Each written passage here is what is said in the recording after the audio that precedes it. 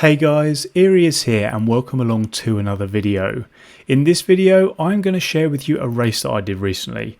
Now it wasn't just any race. As you'll probably have seen from the thumbnail, this was probably the most star-studded and ridiculous daily race lobby I have ever found myself in. The standard was high as always, as you can see from the driver ratings, all A or A+ or S there. But we also had TheKie, Nisman, Williams Favros and the returning Super GT in here, to name but a few. So some really quick guys in here, and Ollie was in here as well. Now things went very wrong for me in this one. It was covered a little bit on other people's streams, but I wanted to do a video on it and show you what happened from my point of view. But before we get into this one, if you're new around here, this channel is all about my attempt at trying to complete at the highest level I can in my passion, which is sim racing, whilst juggling being a husband, a dad and having a full-time job outside of YouTube. I share with you all of my sim racing journey, the good, the bad and often the ugly. So if that's a bit of you, then please do consider hitting that like button and subscribe if you haven't already. It really helps the channel out on our journey to 30,000 subscribers that we're on now. So usually I'd share with you my quali lap, but we're going to get straight into it here as there's lots to cover in this one, which will all become pretty apparent early on in this race. So we're lined up ready for the rolling start in 9th, just behind Steve here, and I knew I was in for a tough race pretty much immediately, as Steve slithers around the final corner like a snake before we even cross the start finish line to start lap number 1. But we're going to hope that that's the end of that, although as the countdown finishes you're going to see that it's not. Just look at what's going on ahead there, all sorts going on, but we're going to try not to let it distract us, and I'm going to take you on board on this first lap for a tour of my favourite track in Gran Turismo. So coming down into turn number 1 here, you've got to be mega careful as your tyres are cold. Brake in a straight line as possible, because you really want to ignore turn number 1, and the second part of the turn number 1 is what you want to concentrate on. And then it's all about rhythm here through the S's. You've just got to try and hit those apexes. Think of the next corner always, try not to carry too much speed, because we've got to come up through here through Dunlop. Obviously the scene of the tragic Jules Bianchi incident, which we hope will never happen again, especially with the halo. They might look ugly, but they do the job. Do let me know what you think of the halo in the comment section down below. It's always an interesting discussion. And then we come through the Degnus here without a problem on this lap, and then we're into the hairpin. You can really see here the internet and how much of a nightmare I'm having at this point. I mean, it's just so difficult to follow these guys. You don't want to hit them, especially you don't want to hit the guy in 8th when he's got about 5,000 people watching him. So not ideal here, but we're going to cut ahead here because Epic Toby, the German, is just going to get out onto the Astro and have the longest and most painful, I imagine, spin in history. So going from 2nd all the way down towards the back of the pack. So we've overtaken him here and we're up to 8th place now, and keep your eye on Steve up in front. He's going to be eyeing up a move on the Italian. So we're coming through 130R, nice and flat with these cars, no issues whatsoever. And then Steve is going to chuck one up the inside. Great move from him there, up into his favourite position of 6th. So we've made it through nice and easily, nice and healthily, nice and cleanly through lap number 1. We're on to lap number 2. Keep your eye on the delta there, because you're going to see Ollie in 10th move up to 9th by overtaking the Belgian. So now he's going to be looking to follow us and get right behind us. So quick intro in this one. This is a 10 lap race as a Suzuka, as you may have worked out by now in the Group 2s. I'm in the 2016 Nissan GTR. Softs and mediums are available, but mediums are required. So we're looking to do 4 laps on this set, then come in and do 5 laps on the other softs, with the final lap on mediums to meet the requirement. Fuel isn't a problem, so we don't need to worry about that. So now we've spoken about the strategy, we're going to enter the Degnus for the 2nd time here, not to be confused with the Lesmos, which I do very often. We're close to the group in front, but not too close because of things like this. There's going to be a traffic jam here at the hairpin. I get up the inside of the Italian, but it's just impossible at the moment to race closely with this internet. So to remain safe, I keep it to the inside, but he's going to get the slipstream on his countryman in front and holds onto the position. They're working together, for the Italians apparently, but then looking at it, apparently not, as he's going to chuck it up the inside at the second part of spoon.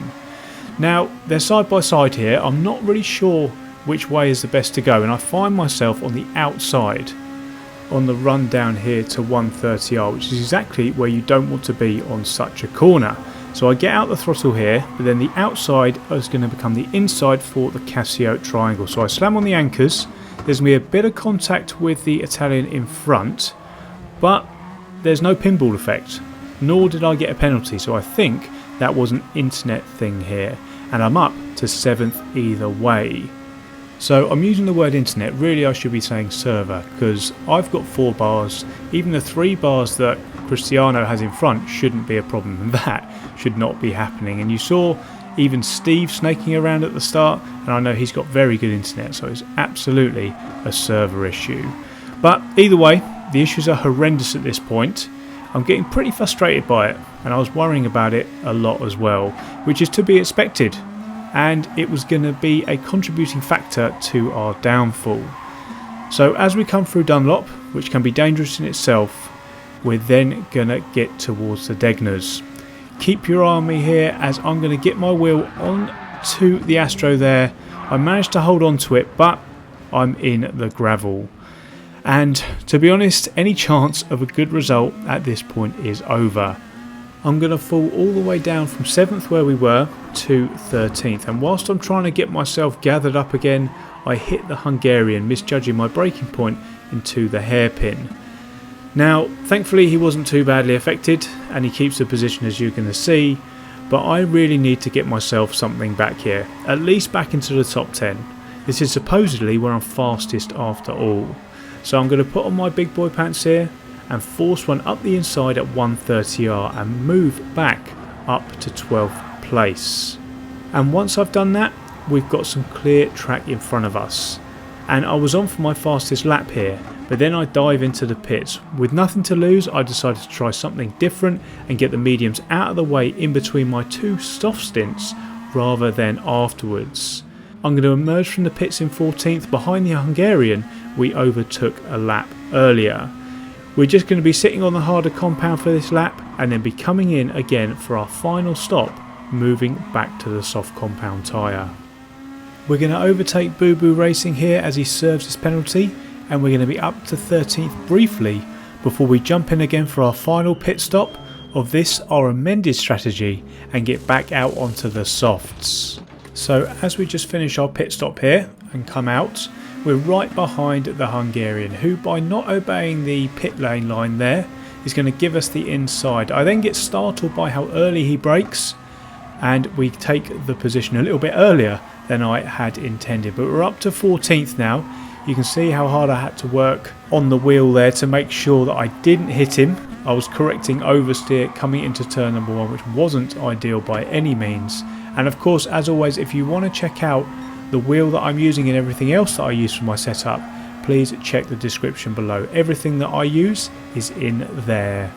So that is all of our pit stops done now, and we're good to go to just attack the rest of the race right to the end and see what we can salvage from this one.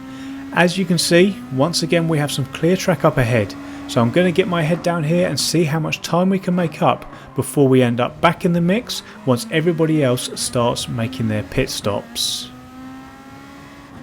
Moving to the end of the lap here, as we come down into the Casio triangle, there's a group of 3 up in front, 2 of whom are going to come in. But more importantly, as I look behind here, you can see that I'm being chased by a Williams eSports driver, Favros to be precise, and he's alongside here as we start lap number 7. I just get out of the throttle here to allow him to take his line into the corner. There was definitely no point fighting that one. He gave us a blink of his hazards there just to acknowledge that and say thanks. So down to 13th we go as we watch him disappear into the distance. If I ever wanted to know what the difference was between myself and a Williams eSports driver, well, this is it. And on the next lap, we're actually going to regain that 12th place. We're going to keep an eye up ahead here on Got Max Power, who's going to try and go round the outside of Ollie into turn 1. Never a good idea, and has a massive off. So we're going to pass him, as you can see here, and up to 12 as I say we go.